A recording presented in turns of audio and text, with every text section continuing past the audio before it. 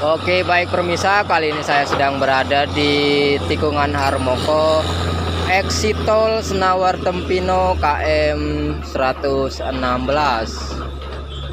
Beginilah kondisi saat ini di tikungan Harmoko.